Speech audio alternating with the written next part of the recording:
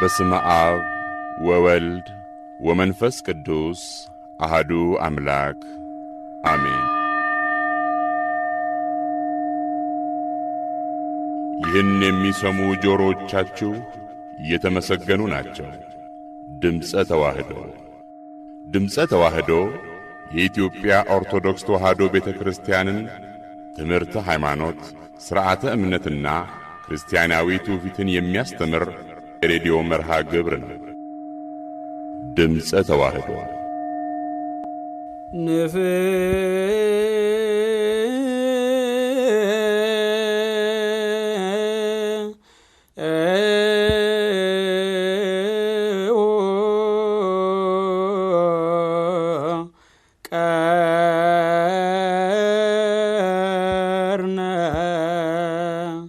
በዕለተ ሰርቅ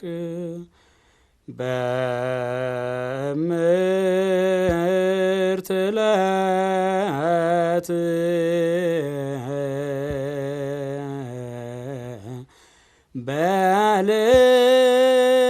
በዓልን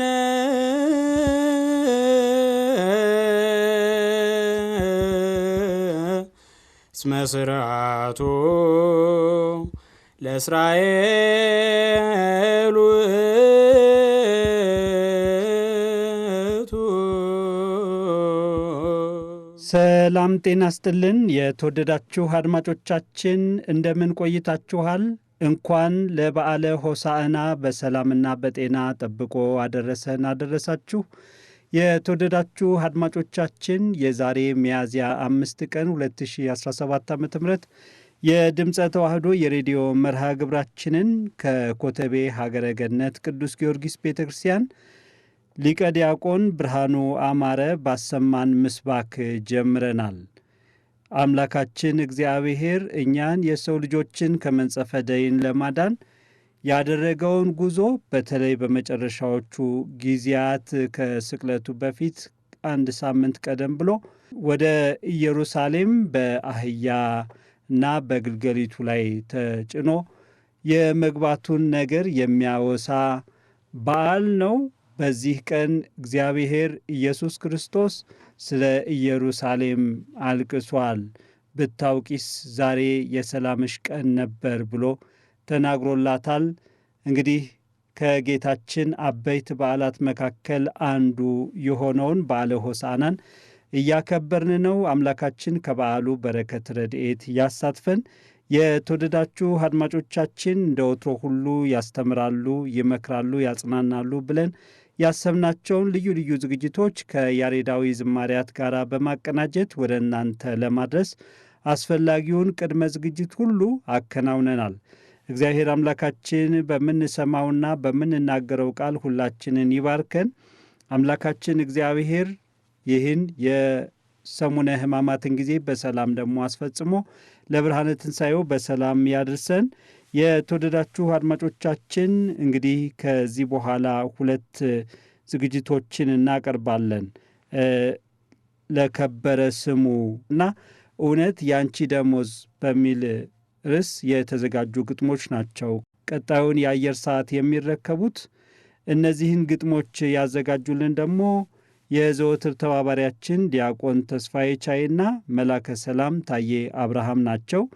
ለከበረ ስሙ የሚለውን ግጥም ወንድማችን ዲያቆን ተስፋዬ ከመንበረ መንግሥት ቅዱስ ገብርኤል ገዳም የሚያቀርብልን ይሆናል።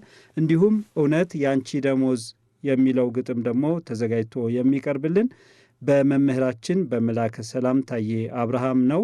ለሁለቱም እግዚአብሔር አምላካችን ረጅም ዕድሜ ሰፊ ዘመናት ይስጥልን፣ ቃለ ሕይወት ያሰማልን። ግጥሞቹን ከሰማን በኋላ እንደገና እንገናኛለን። እግዚአብሔር አምላካችን አሁንም በምንሰማው ቃሉ ሁላችንን ይባርከን።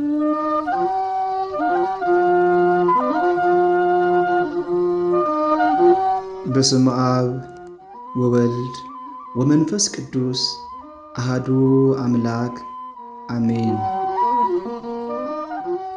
ለከበረ ስሙ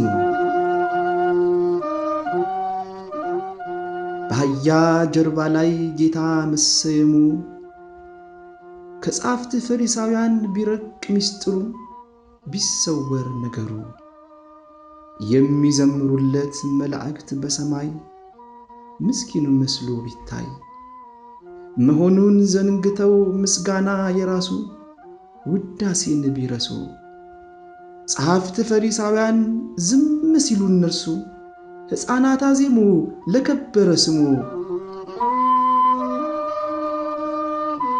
ይህን ክቡር ማሌት አይሁድ ባይወዱትም ፈቃዳቸው ሲሆን ፍጥረቱ እንዲል ዝም አንደበት አውጥቶ ድንጋዮች ዘመሩ ስሙን አወደሱ ማዜም ያለባቸው ዝም ሲሉ እነሱ።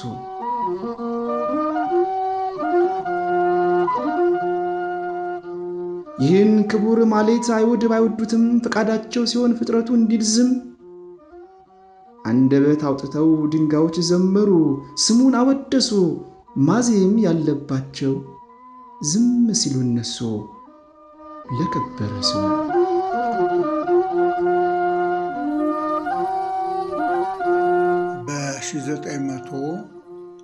በ1973 ዓመተ ምህረት ከተደረሱት አንዳንድ ግጥሞች እናሰማለን። ከግጥሞቹ አንዳንድ ምክሮች እንደምንወስድ በማመን ነው። አምላካችን እግዚአብሔር ይግለጽልን። ኪዳነ ምሕረት እመቤታችን አማልዳ ለልጇ ብርሃነ ትንሣኤ በሰላም ለመድረስ ታውቃን። አሜን። የግጥሙ ርዕስ እውነት ያንቺ ደሞዝ። እውነት ያንቺ ደሞዝ አሽከር እንደሆንሽ ባንቺ ቤት ስቀጠር እውነት የዚያን ጊዜ የነገርሽ ነገር የኋላ የኋላ የምሰጥ ዋጋ የምሰጥ ደሞዝ ያልተበረዘ ነው ያልተቀላቀለ በዓለሚቱ መርዝ ብለሽ ተስፋ ሰጥተሽ ነበር በአለኝታ እንዲያ የነካሽው የልቤን ትርታ። በኋላ ግን ባየው ብጠብቅ በተስፋ ስላንቺ ስናገር ስላንቺ በይፋ ሌት ከቀን ሳልተኛ ሁልጊዜ ስለፋ የሰጠሽኝ ደሞዝ የሰጠሽኝ ዋጋ መጠላት መሰደብ መገረፍ ባለንጋ መኮርኮም መለጎም ራስ ቅሌ እስኪናጋ ናላዬ እስኪዞር በሽመል ተወቀው በጨለማ በረት ወይን ቤት ማቀቀው ትኋኑ ቁንጫው ቅማሉ ተባዩ ነፍሳት በጠቅላላው ሁሉም ለሲሳዩ ደሜን ለመጎንጨት ስጋዬን ለመጋጥ ሰው አውሬ ሆኖ አጥንቴን ሊያላምጥ ከየጎሬው ወጣ እህል እንዳያይጥ። እውነት ያንቺ ደሞዝ መከራ ነውና መንገድሽ ጠባብ ነው የደጅሽ ጎዳና። እውነት ያንቺ ደሞዝ መከራ ነውና መንገድሽ ጠባብ ነው የደጅሽ ጎዳና። በጣም ያስጨንቃል እንቅፋት ሞልቶታል። እውነት ያንቺ ደሞዝ ለካስ ይሄ ኖሯል ለካስ ይሄ ኖሯል የሚል ነው። ምንድነው? እውነትን የያዙ ነቢያት እውነትን የያዙ ሐዋርያት ሰማዕታትና ቅዱሳን በዚህ ዓለም ሲኖሩ ተርፋቸው እውነተኞች ስለሆኑ በዓለም ዘንድ መከራ መቀበል ነበር። ስለዚህ ነው ጌታ ዮሐንስ ወንጌል ምዕራፍ 16 መጨረሻው ላይ በእኔ ሳላችሁ ሰላም ይሆንላችኋል፣ በዓለም ሳላችሁ ግን መከራ አለባችሁ፣ አይዟችሁ እኔ ዓለምን አሸንፌአለሁ ብሏል።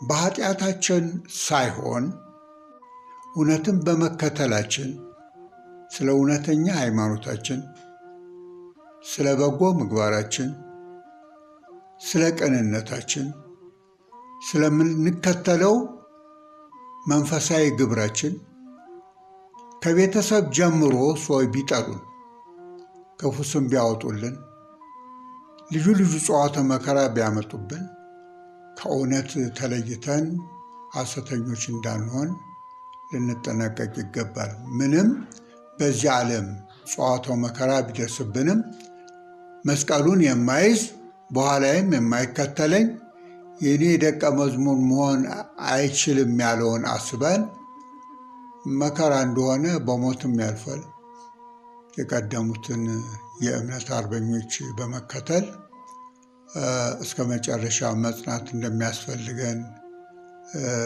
የእውነት ደሞዝ ደግሞ በዚህ ዓለም መስቀል መሆኑን አውቀን ወዲያኛው ግን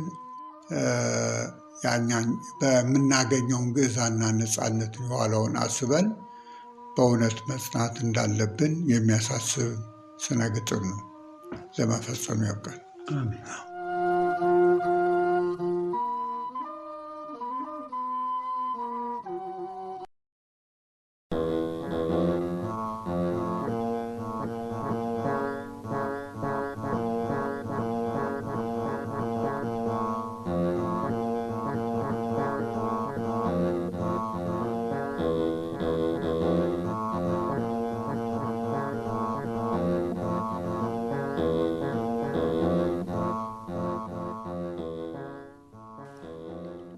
ሞተ ስለኛ እያሉ ሊቀ መዘምራን ይልማ ኃይሉና እህታችን ዘማሪት ፋንቱ ወልዴ የዘመሩትን ዝማሬ ነው በመስማት ላይ የምንገኘው። ለዘማሪያኑ እግዚአብሔር አምላካችን ከጣዕሙ ብዛት የተነሳ አጥንትን የሚያለመልም የመላእክትን ዝማሬ ያሰማልን። የተወደዳችሁ አድማጮቻችን እንግዲህ ይህ የሰሙነ ሕማማት መግቢያ ቀን ነው። ዛሬ ዕለተ ሆሳዕና ነው።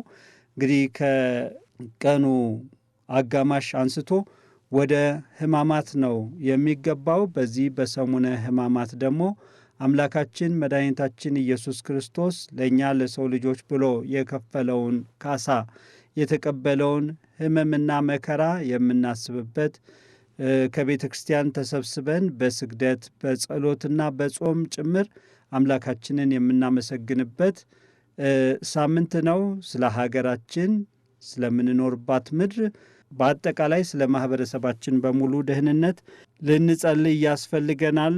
እግዚአብሔር አምላካችን የሰሙነ ሕማማትን በሰላም አስፈጽሞ ለብርሃነ ትንሣኤው ያድርሰን። እንግዲህ ሞተ ስለኛ የሚለውን መዝሙሩን ካደመጥን በኋላ እንግዲህ ባለፈው ሳምንት አንድ ውይይት ማካሄድ ጀምረናል፣ ወደ እናንተ ማቅረብ ጀምረናል። ያ ውይይት ደግሞ የኢየሩሳሌም መታሰቢያ ድርጅት በቅድስት ሀገር ኢየሩሳሌም እያከናወነ የሚገኘውን መንፈሳዊ ተግባር በተመለከተ እንዲሁም በዛ የሚገኙ ቅዱሳን መካናቶቻችን ምን አይነት እገዛና ክብካቤ እየተደረገላቸው እንደሆነና በምን ቁመና ውስጥ እንደሚገኙ የሰማንበት የተከታተልንበት መርሃ ግብር ነው። ዛሬ ሁለተኛው ክፍል ውይይት ይደመጣል። ከዝማሬው በኋላ ይሄንኑ የምናደምጥ ይሆናል። እንግዲህ ከውይይቱ በኋላ ደግሞ ልዩ ዝግጅት የምናቀርብላችሁ ይሆናል። ልዩ ዝግጅቱ ሆሳዕና በሚል ርዕስ የተዘጋጀ ነው። አዘጋጇ ከደብረ አሚን አቡነ ተክለ ሃይማኖት ቤተ ክርስቲያን ምክሐ ደናግል ሰንበት ትምህርት ቤት አገልጋይ የሆነችው ምስጢረ ሲሳይ ናት። የሚያቀርቡልን ደግሞ አዘጋጇ ምስጢረና ጋዜጠኛ አየለ ስራኒ ናቸው። እኒህን ዝግጅቶች ተከታትለን እንደገና እንገናኛለን። ሰላም እግዚአብሔር ከሁላችን ጋር ይሁን።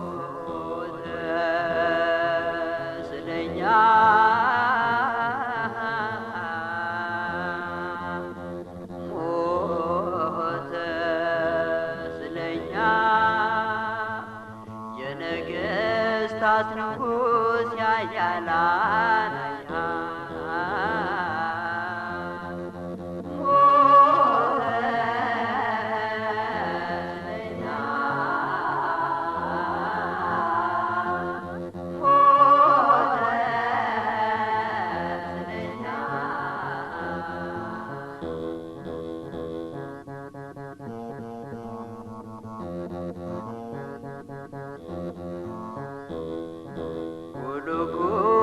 እስኪደርስ ሥቃይ ተቀበልህ፣ ሥጋው ተዳከመች በመከራ ዛለ። የደሙን ነጠብጣብ ምድርን አለበሰ። ሥጋው ተቆራርሶ ደም ነጠበ ገና ሞተ ስለኛ ሞተ ስለኛ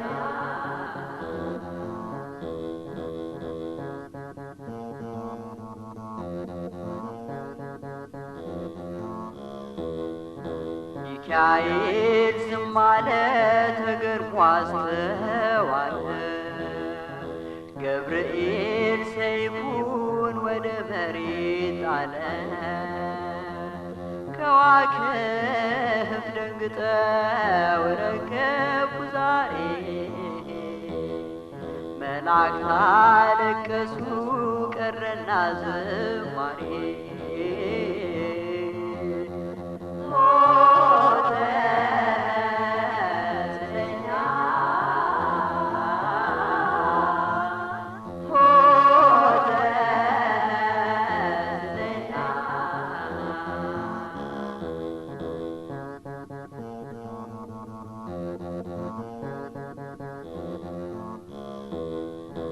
ኡራኤል አምላኩን በመስቀል ላይ አየ። በብርሃን ጽዋ ደሙን ተቀበለ። እንባዋን አቆመም ጌታው ሲንገላታ። ተገርሞ አስተዋለ በጥፊ ሲመታ። ሞተ ስለኛ ሞተ ስለኛ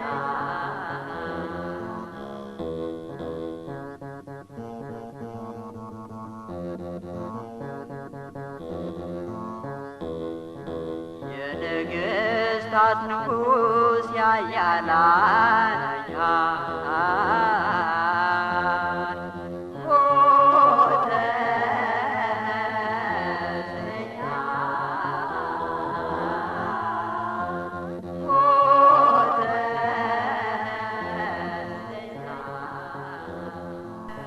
በጣም ጥሩ እንግዲህ እርግጥ የዴር ሱልጣንን ጉዳይ ኋላ ላይ የምንመለስበታለን ብያለሁ። እንዲያው በአጠቃላይ ግን በቅድስት ሀገር ኢየሩሳሌም የሚገኙ የኢትዮጵያ ገዳማትና አብያተ ክርስቲያናት እነማን ናቸው? በተለይ ይሄ የኢየሩሳሌም መታሰቢያ ድርጅት ልዩ ድጋፍ የሚያደርግባቸው የትኞቹ ናቸው?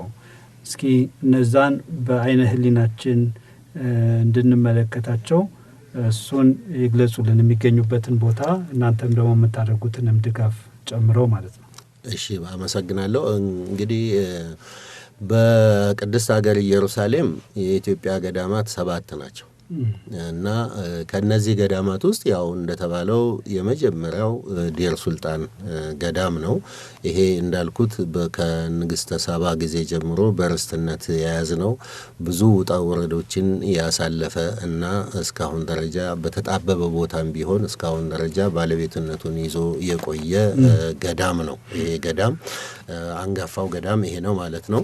ሁለተኛው ደግሞ የቅዱስ ፊልጶስ ቤተክርስቲያን ይሄ ቤተክርስቲያን በአሁኑ ሰዓት ያው መንበረ ጵጵስናም ሆኖ የሚያገለግል ነው እና ቦታው የተገዛው ለመነኮሳት ማረፊያ እንዲሆን ነው። አጼ ዮሐንስ እንደተገዛ ይነገራል።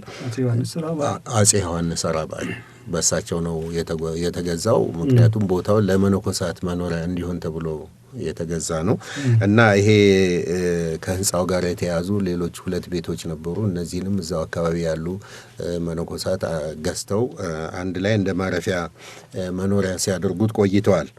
ከዛ በኋላ ግን አንድ ራስ በወቅቱ ራስ የነበሩት መምህር ፈቀደ እዚህ የሚባሉ ከ1895 እስከ 96 ሁለቱን ክፍሎች በማገናኘት ቤተ ጸሎት አድርገውት ቆይተዋል። ያው ለዛ ላሉት መነኮሳት ቤተ ጸሎት እንዲሆን ተደርጓል። ከዛ በኋላ ግን በ1974 ዓመተ ምህረት ብፁዕ ቅዱስ አቡነ ተክለ ሃይማኖት ለጉብኝት እዛ ሄደው ስለነበረ በቦታው ላይ ተገኝተው ካዩ በኋላ የጸሎት ቤቱን ወደ ቤተ ክርስቲያንነት በመቀየር ያው የቅዱስ ፊልጶስን ጽላት ባርከው በማስገባት ያው ቅዳሴ ቤቱ እንዲከበር ተደርጓል ማለት ነው። ሌላው ደብረገነት ኪዳነ ምህረት ነው።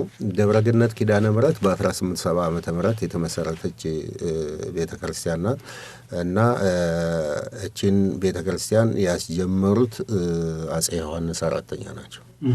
አጼ ዮሐንስ አራተኛ ካስጀመሩት በኋላ ከተጀመረ በኋላ እሳቸው ያው ከዚህ ዓለም በሞት ስለተለዩ ያንን ቤተክርስቲያን ያስጨረሱት አጼ ምኒልክ ናቸው። አጼ ምኒልክ ወደ 4000 ወርቅ ልከው ቤተክርስቲያኑን ካስጨረሱ በኋላ በ1885 ዓመተ ምህረት ያው ታቦተ ሕጉ ገብቶ ሲከበር ተከብሯል። እስካሁን ድረስ 1885 ሌላው አራተኛው የዮርዳኖስ ቅድስት ሥላሴ ነው። በዮርዳኖስ አካባቢ የሚገኝ ቤተክርስቲያን ነው። በታሪክ እንደምናየው ይህ ቦታ የተያዘው በ15ኛው ክፍለ ዘመን እንደሆነ ይነገራል። በወቅቱ ያው አባቶች መነኮሳት እዛ አካባቢ ሰፍረው ሲገለገሉበት የነበረ ቦታ ነው። ከዛ በኋላ ግን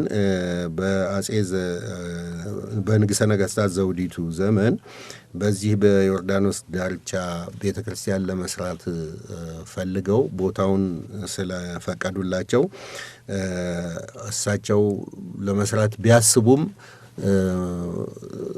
በወቅቱ የነበሩት እቴጌ መነን እንዲሰሩት ፈቅደውላቸው ቤተክርስቲያኑን እቴጌ መነን ሰርተውታል።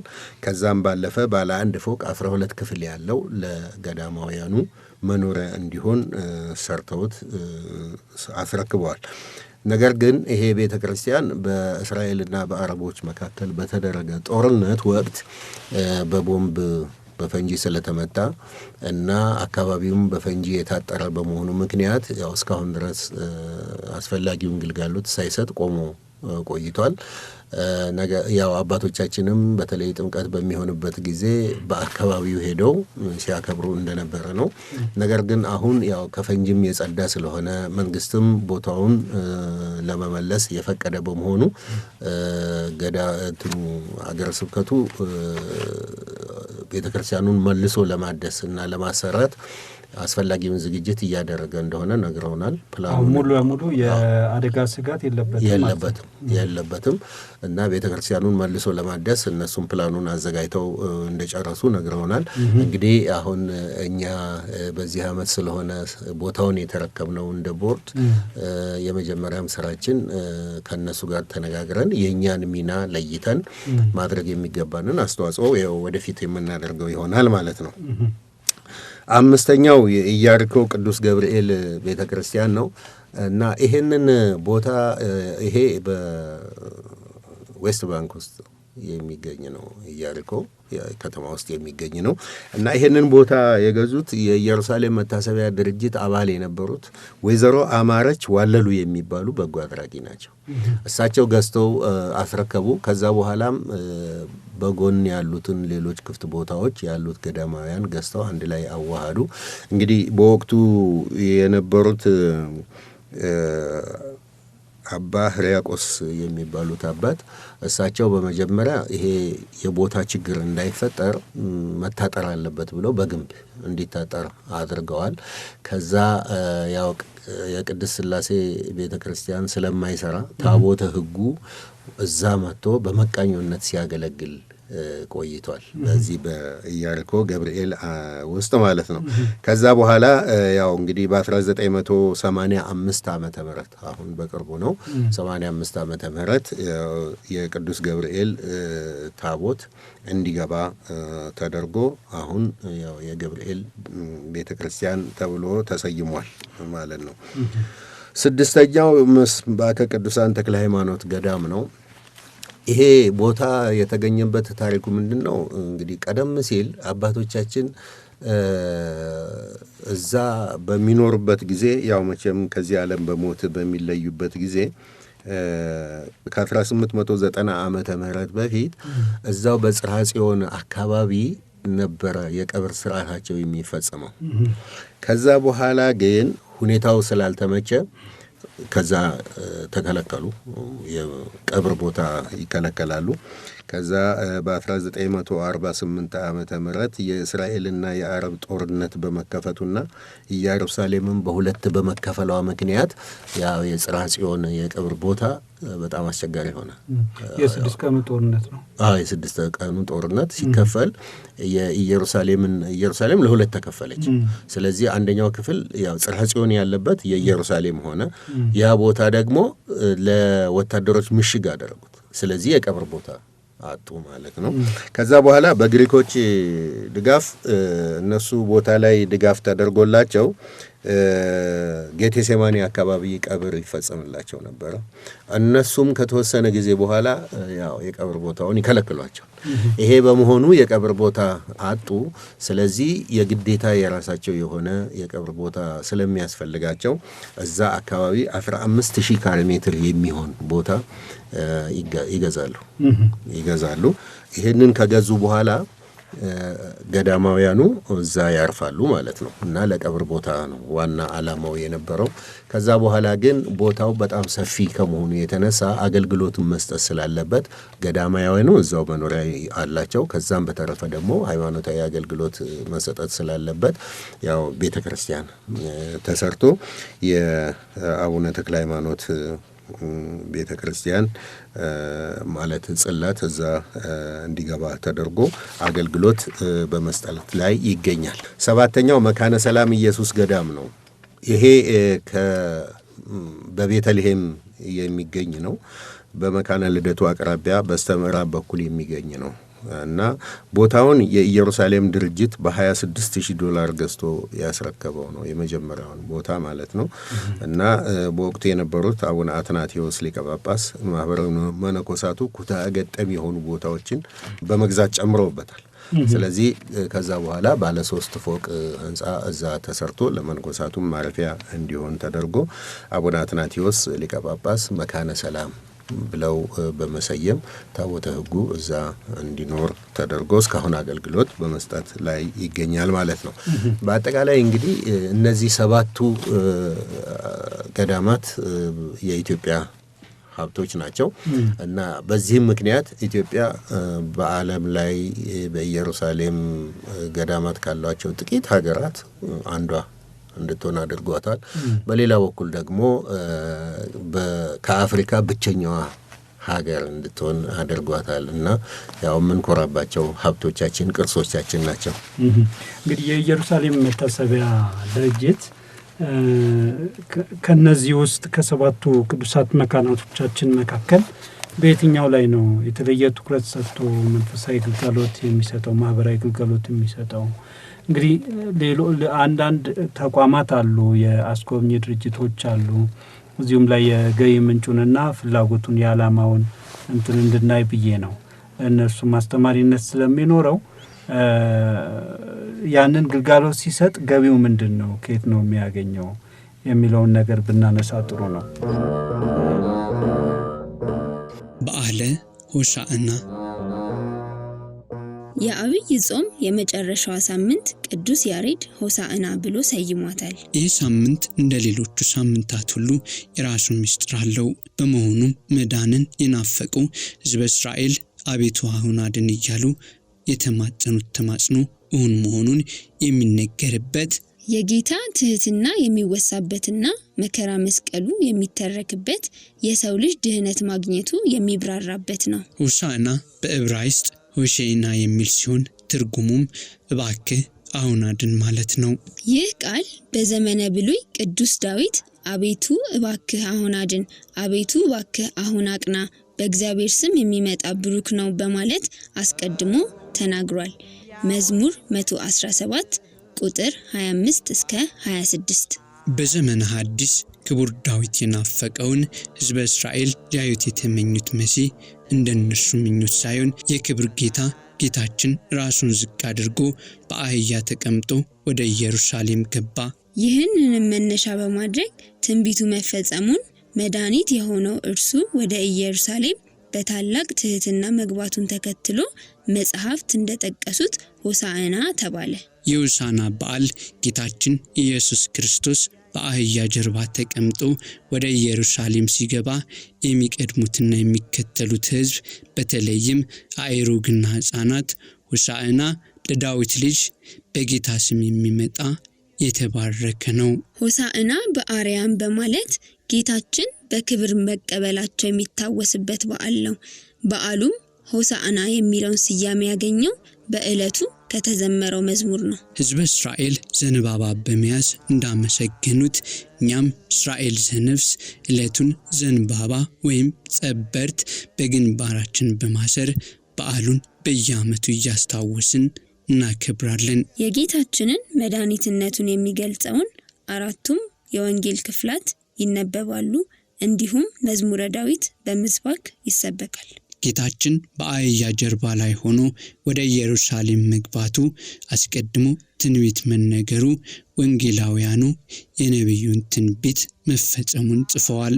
እነሆ ንጉሥሽ ጻድቅና አዳኝ ነው፣ ትሑትም ሆኖ በአህያይቱ ግልገል በውርንጫይቱ ላይ ተቀምጦ ወደ አንቺ ይመጣል። ትንቢተ ዘካርያስ ምዕራፍ 9 ቁጥር 9።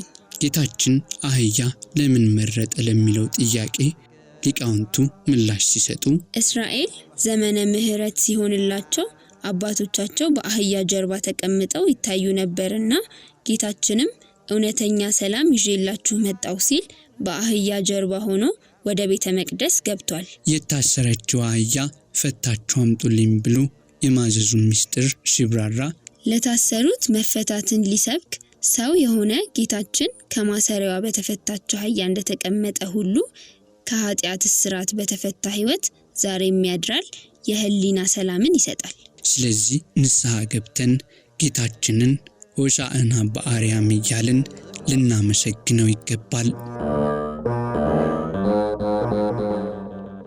ዝግጅቶቹን ተከታትለን ተመለስን። የተወደዳችሁ አድማጮቻችን በሰማናቸው ዝግጅቶች ሁሉ ጠቃሚ ምክርና ትምህርት መረጃም እያገኘን እንደሆነ ተስፋ እናደርጋለን። የተወደዳችሁ አድማጮቻችን ከዚህ በማስከተል አንድ ዝማሬ እናደምጣለን። ያን ዝማሬ ተከትሎ ደግሞ ትምህርት በእንተ ተአምረ ማርያም ክፍል 3 የምናደምጥ ይሆናል። ታዲያ ሐሳባችንን ሰብሰብ በማድረግ ትምህርቱን እንድንከታተል እንጋብዛለን። ከትምህርቱ ጠቃሚ ምክር እንደምናገኝ ተስፋ እናደርጋለን። የተወደዳችሁ አድማጮቻችን እስከ መርሃ ግብራችን ፍጻሜ ድረስ አሁንም አብራችሁን እንድትቆዩ እንጋብዛለን። ከዝማሬው በኋላ ይኸው ትምህርት ይቀርብልናል። ማን ይመራመር ያንተን ሥራ ያንተን ክብር ማን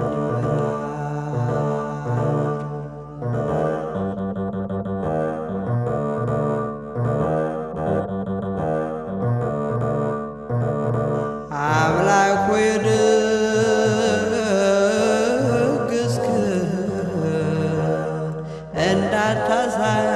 እንዳታሳንሰህ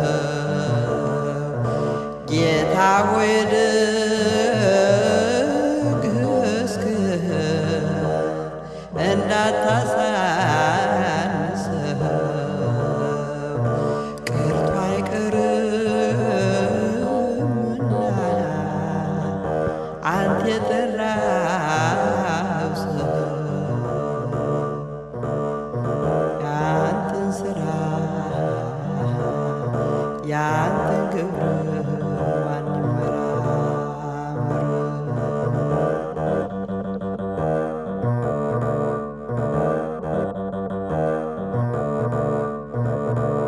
እባክህ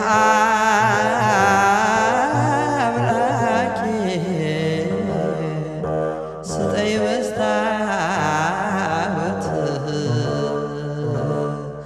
እባክህ ጌታዬ ስጠኝ መስታወት ስራን ትቼ የኔን አየበት ያንተን ስራ ያንተን ግብር ይመራ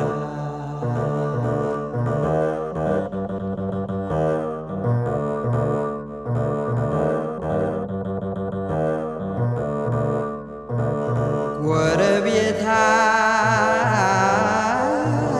ይጥላ መንደሯ ይክፋ ጎረቤታ ይጥላ ሀገራ ይጥላ ለጠባዋ ዓለም ለሆድ ብለህ ያንተን ስራ ያንተን ግብር ማን መራመር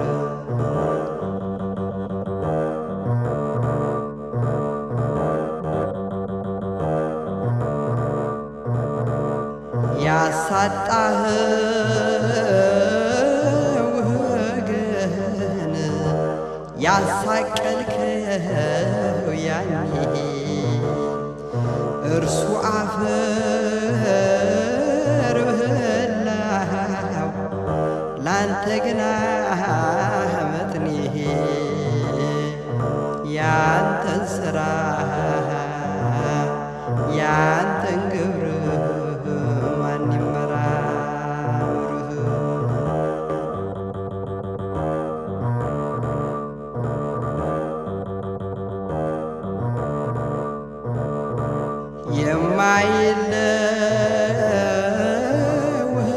የማይለወጠው ስራችን ብቻ ነው የማይለወጠው ስራችን ብቻ ነው ሲነገር የሚኖር ደጉ ጠማማው ያንተን ስራ ያንተን ግብር ማን መራመር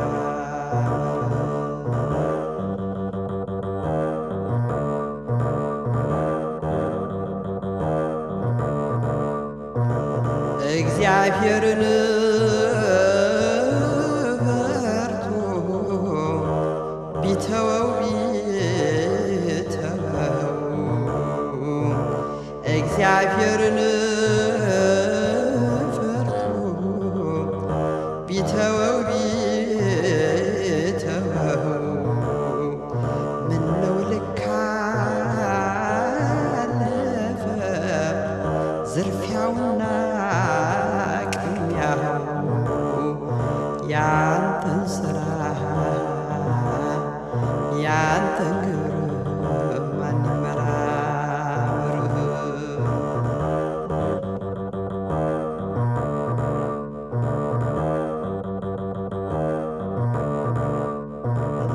ዝምታ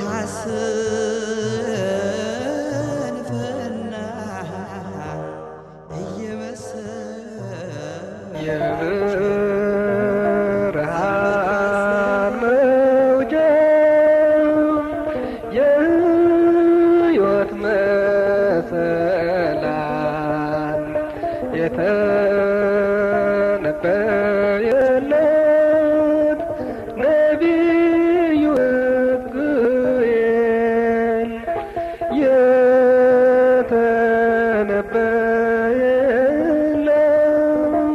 የተነበየለት ነቢዩ ሕዝቅኤል አብርሃምን ያከበሩህን አከብራቸዋለሁ፣ የሚባርኩህን እባርካቸዋለሁ፣ የሚረግሙህን እረግማቸዋለሁ ብሏል። የአብርሃም እኮ ዘር ናት እና አብርሃም እኮ ተስፋ ናት። ከእሷ እኮ ነው ለዓለም ሁሉ ጸጋውን ታምራቱንን የሚያደርግ የሚሰጥ ልጇ ኢየሱስ ክርስቶስ። እሱን የወለደች እናቱ የተለየ ተአምራት ተደርጎላታል። ያ ተአምራት ለማንም አይሰጥም። ሌላውን በተአምረ ማርያም የተጻፈው በምዕመናን እምነት እሷ በምልጃ ያደረገችላቸው። እንግዲህ ተአምረ ማርያም ለምን ይባላል እንዳይባል ለአንድ ታምራት ማድረግ ይሰጠዋል አለ። እገሌን ታምር አደረገ፣ ጊዮርጊስ ታምር አደረገ፣ አርሴማ ታምር አደረገች ቢባል አይደንቅም። ቅዱስ ጴጥሮስም ታምር አደረገ ቢባል አይደንቅም። በተሰጣቸው ጸጋ ነው። የእመቤታችን ግን ከሁሉ የተለየ ተአምር ተሰጥቷታል፣ ምልክት ተሰጥቷታል። ለሚያምኑ ሁሉ የድነት ምልክት ናት። ይሄኛውን ነቢዩ ኢሳያስ በምዕራፍ 7 ቁጥር 14 ላይ ምን ብሏል? የግዕዙንም አነበዋለሁ የአማርኛውንም አነባለሁ። ይሄ ይበቃናል። በእንተ ዝንቱ ይሁበክሙ እግዚአብሔር እምሰማይ ትእምርተ ናሁ ድንግል ትጸንስ ወትወልድ ወልደ ወትሰምዮ ስሞ አማኑኤል። በአማርኛው ስለዚህ እግዚአብሔር ከሰማይ ምልክት ይሰጣችኋል። ምልክት ሰጪው እግዚአብሔር ነው። ምልክቷ ማን ናት? ራሷ ታምር ናት፣ ምልክት ናት። እነሆ ድንግል ትጸንሳለች። ይሄ ነው ምልክቱ። ያለ ዘራ ብእሲ፣ ያለ ሰስሎተ ድንግልና፣ ያለ ርኳቤ በመንፈስ ቅዱስ ግብ ድንግል ትጸንሳለች። ማንን? ጌታዋን ፈጣሪዋን ኢየሱስ ክርስቶስ ወልድን ማለት ነው። ከእሷ ከተወለደ በኋላ ነው ወልድ አማኑኤል የተባለው፣ ክርስቶስ የተባለው፣ ኢየሱስ የተባለው በተዋሕዶ ስሙ። እነሆ ድንግል ትጸንሳለች በድንግልና ማለት ነው። ወንድ ልጅም ትወልዳለች፣ ወትወልድ ወልደ፣ ልጅም ትወልዳለች። ልጅ የተባለው ወልድ ነው፣ የእግዚአብሔር ልጅ።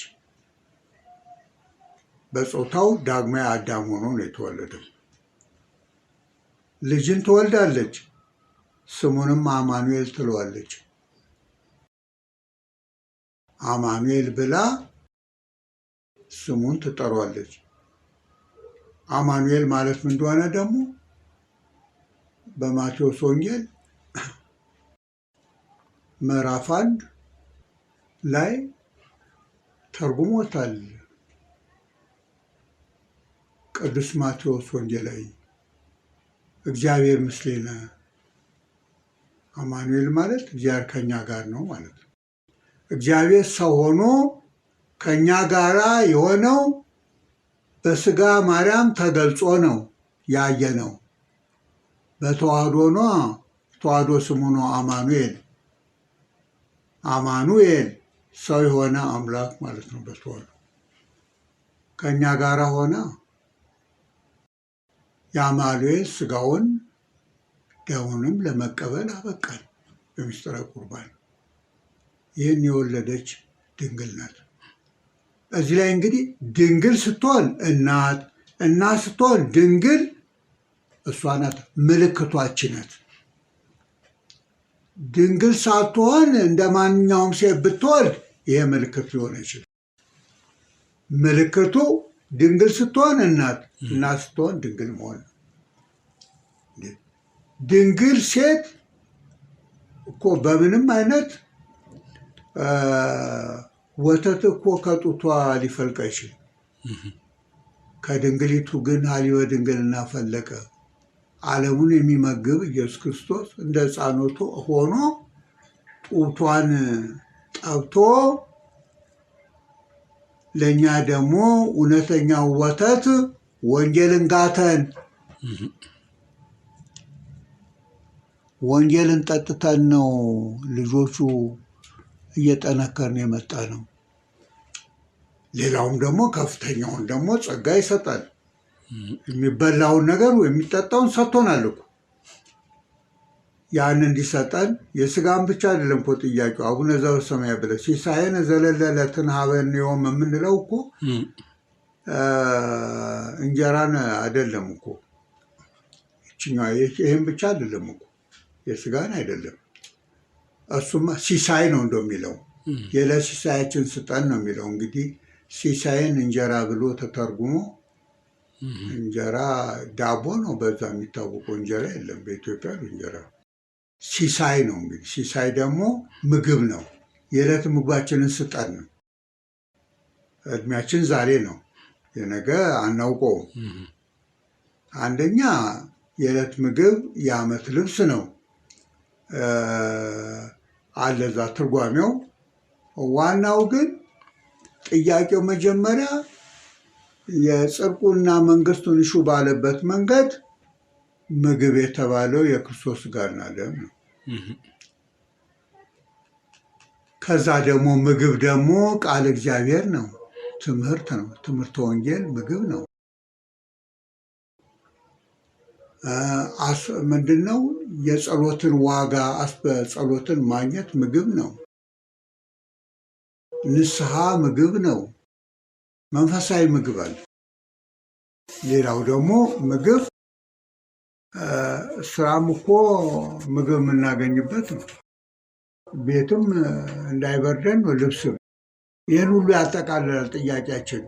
ቃለ ሕይወት ያሰማልን መምህራችን መላከ ሰላም ታዬ አብርሃም። የተወደዳችሁ አድማጮቻችን እየተከታተላችሁ የምትገኙ ከተአምረ ማርያም ጋር በአጠቃላይ የተአምራትን ምንነት፣ አመጣጥ፣ መጽሐፍ ቅዱሳዊ ዳራውን የተመለከተ ሰፋ ያለ ገለጻ ወይም ትንታኔ ከቅዱሳት መጽሐፍት ምስክርነት እየቀረበ ትምህርት ሲሰጥ እንደነበረ ታስታውሳላችሁ። እንግዲህ ከዚህ በኋላ የምንመለከተው ወደ ተአምረ ማርያም በመግባት ነው።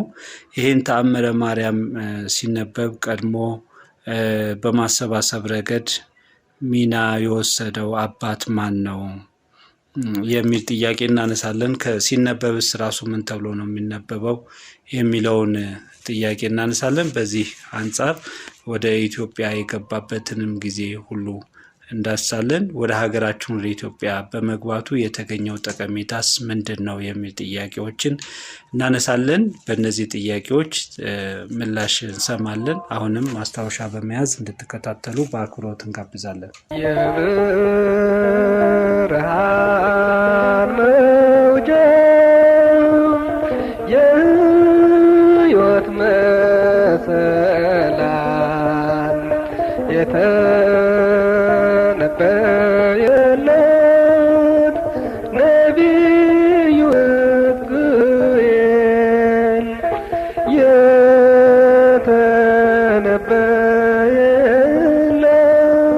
የተነበየለት ነቢዩ ሕዝቅኤል። ትምህርቱን ተከታትለን ተመለስን። የተወደዳችሁ አድማጮቻችን ትምህርቱን ላስተማሩን ለመላከ ሰላም ታዬ አብርሃም እግዚአብሔር አምላካችን ረጅም ዕድሜ ሰፊ ዘመናትን ይስጥልን፣ ቃለ ሕይወት ያሰማልን። የተወደዳችሁ አድማጮቻችን ትምህርቱ በዚህ አልተጠናቀቀም። ተከታዩን ክፍል በቀጣዩ ሳምንት በልዩ ዝግጅት ከበዓለ ፋሲካ ጋር ከሚኖረን ልዩ ዝግጅት ጋር በማቀናጀት ወደ እናንተ የምናቀርብ ይሆናል። እንግዲህ ከዚህ በኋላ ደግሞ አንድ ዝማሬ እና ሕማማት በሚል ርዕስ የተዘጋጀ አጭር ልዩ ዝግጅት ይደመጣል። ዝግጅቱን ያዘጋጀችልን እህታችን ምስጢረ ሲሳይ ናት። ከደብረ አሚን አቡነ ተክለ ሃይማኖት ቤተ ክርስቲያን የምክሐ ደናግል ማርያም ሰንበት ትምህርት ቤት የሚያቀርቡልን ደግሞ ጋዜጠኛ አየለ ስራኒና አዘጋጇ ምስጢረ ሲሳይ ናቸው። እስከ መርሃ ግብራችን ፍጻሜ ድረስ አብራችሁ እንድትቆዩ አሁንም በአክብሮት እንጋብዛለን። የጣር ቦታ የዓለም መድኃኒት በዚያ ተንገላታ፣ በጎልጎታ ተንገላታ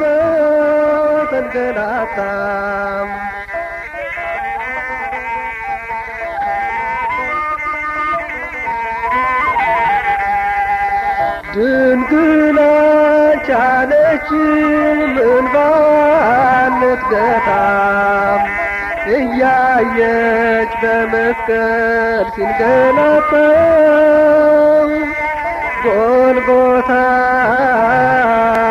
ጎልጎታ የጣር ቦታ የዓለም መድኃኒት በዚያ ተንገላታ በጎልጎታ ተንገላታ ተንገላታ መስቀል ተሸክሞ ሲወጣ ተራራ ሰሙነ ሕማማት ሰሙነ ሕማማት ተብሎ የሚጠራው ወቅት ከአብይ ጾም የመጨረሻው ሳምንት ሆኖ ከዕለተ እሁድ ሆሳዕና እስከ ቅዳም ስዑር ያሉት ቀናትን ይይዛል። ነቢዩ ኢሳይያስ ይህንን ወቅት አስመልክቶ በመንፈስ ቅዱስ መሪነት እርሱ በእውነት ደዌያችንን ተቀበለ ሕማማችንም ተሸከመ በማለት የነገረ ሕማማቱን ምስጢር አስቀድሞ ተናግሯል።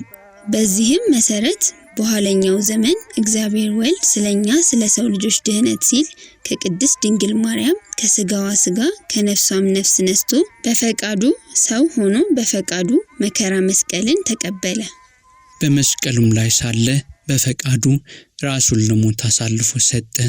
በዚህም መሰረት እኛም በእርሱ በአምላካችን የሆነበትን መከራ መስቀሉን ሁሉ የምናስብበት ሳምንት በመሆኑ ሰሙነ ሕማማት ይባላል።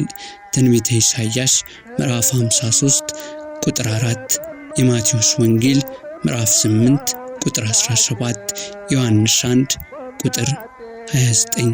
በዚህ ሳምንት ጌታችን መድኃኒታችን ኢየሱስ ክርስቶስ ለሰው ልጅ በሙሉ ያደረገውን ትድግና ቅዱሳት መጻሕፍት በተለይም ግብረ ሕማማት የተባለው የቤተ ክርስቲያናችን መጽሐፍ መከራ መስቀሉን በሰፊው ይናገራል። ኦርቶዶክሳዊት ተዋሕዶ ቤተ ክርስቲያናችንም መድኃኒታችን ኢየሱስ ክርስቶስ አንዳች በደል ሳይኖርበት በሰውነቱ የደረሰበትን ሕማሙንና መከራውን ሞቱን እያሰበች ይህንን የአብይ ጾም መጨረሻ ወቅት ወይም 8ኛው ሳምንት በካህናቱ መሪነት ሁላችንም ምእመናን በተረጋጋ ሕሊና አብዝተን በመጾም በመጸለይና በመስገድ እንድናከብር ሥርዓትን ሰርታልናለች። በመሆኑም ጌታችን መድኃኒታችን ኢየሱስ ክርስቶስ ለሰው ልጅ የከፈለውን ዋጋና የደረሰበትን መከራ የሚያጠይቁ ታሪኮችን ከመተረክም ባሻገር በሰሙነ ሕማማት የሚገኙ ዕለታት ስያሜ በመስጠት ታስተምራለች። በዚህም መሰረት ከሰኞ እስከ አርብ ምሽት ባሉት ዕለታትም ምእመናን ከነገ እስከ ሰርክ በቤተ ክርስቲያን እየተገኙ ይሰግዳሉ፣ ይጸልያሉ። ግብረ ሕማማት የተሰኘው መጽሐፍም በቤተ ክርስቲያን ሲነበብ ይውላል። መዝሙረ ዳዊትም ይደገማል። ጌታችን መድኃኒታችን ኢየሱስ ክርስቶስ እኛን ለማዳን ሲል የተቀበለው መከራ ሙሉ በሙሉ በፍጡር አእምሮ ሊታሰብና በቃላት ሊገለጽ አይችልም። ምክንያቱም ለቤዛ ዓለም የተቀበለው መከራ ጽኑ በመሆኑ ነው። ቅድስት ቤተ ክርስቲያናችን ስለ ክርስቶስ መከራ መስቀል እያሰበች ንጉሷና ጌታዋ የሆነው አምላክ ታከብረዋለች፣ ትገዛለታለች፣ ታመሰግነዋለች። የጌታችን ሕማሙ እጅግ ከባድ እንደነበረ ስትናገርም በጸሎተ ቅዳሴዋ እንዲህ ስትል ትመሰክርለታለች። አዳምን የፈጠሩ እጆች በመስቀል ቀኖት ተቸነከሩ። ወዮ በገነት የተመላለሱ እግሮች በመስቀል ቀኖት ተቸነከሩ። ወዮ በአዳም ፊት የሕይወት እስትንፋስን እፍ ያለ አፍ ከሐሞት ጋር የተቀላቀለ መጻጻን ጠጣ። ወዮ የወልድን መከራውን የሚናገር ምን አፍ ነው? ምንስ ከንፈር ነው? ምንስ አንደበት ነው? የፍቅር ጌታ ሕማማት በተነገረ ጊዜ ልብ ይለያል፣ ሕሊናም ይመታል፣ ነፍስም ትንቀጠቀጣለች፣ ሥጋም ይደክማል በማለትም የጌታችንን መከራ እንዴት ባለ መልኩ እንደሚከበር ይጠቅሳል። ቅዳሴ ዮሐንስ አፈወርቅ መከራው ከመከራ የዳንበት፣ ሕማሙ ከሕማማችን የተፈወስንበት፣ ሞቱ ሕይወትን ያገኘንበት በመሆኑ በትንሣኤውና በእርገቱ ተጽናንተን የምንዘነጋው፣ በምጽአቱ ተስፋ ተሞልተን የምንረሳው አይደለም። ጌታ እስኪመጣ ድረስ ሞቱን ትናገራላችሁ የተባልነውን ይዘን አቤቱ ሞትህን እንናገራለን እያልን ዘወትር እናስበዋለን። በመሆኑም በሰሙነ ሕማማት ከሰኞ እስከ አርብ መዝሙሩ፣ ግጻዊው፣ ግብረ ሕማሙ የሚያዙትን ሰዓት እየተቆጠረ በሱባኤው እንዲህ ይታሰባል። ለዕለቱ ይህን ያህል ናልናችሁ። ቸር ቆዩልን። ለብርሃነ ትንሣኤው በሰላም ያደርሰን። የተወደዳችሁ አድማጮቻችን ከዝግጅቶቹ ተመልሰን ተገናኝተናል። እንግዲህ ከዝግጅቶቻችን በጣም ጠቃሚ ትምህርትና ምክር እንዳገኛችሁም ተስፋ እናደርጋለን። አብራችሁን ስለቆያችሁና ዝግጅቶቻችንን ስትከታተሉ ስለነበረ በልዑል እግዚአብሔር ስም እናመሰግናለን። ከቀሪ የማኅበረ ቅዱሳን የቴሌቪዥን ዝግጅቶች ጋር መልካም ቆይታ እንዲሆንላችሁ በመመኘትና እነርሱንም እንድትከታተሉ በመጋበዝ በዚሁ እንሰናበታለን። የእግዚአብሔር አብ ጸጋ፣ የእግዚአብሔር ወልድ ፍቅር፣ የእግዚአብሔር መንፈስ ቅዱስ አንድነት ቸርነት፣ የእመቤታችን የቅድስት ድንግል ማርያም ወላዲተ አምላክ አማላጅነት፣ የቅዱሳን ጸሎት አይለየን። በሰላም ዋሉ። ተጠማው ሲላቸው ቆምጣጤ አመጡለት እንዲጠጣ ብለው ጎልጎታ ጎልጎታ የጣር ቦታ የዓለም መድኃኒት በዚያ ተንገላታ በጎልጎታ ተንገላታ ተንገላታ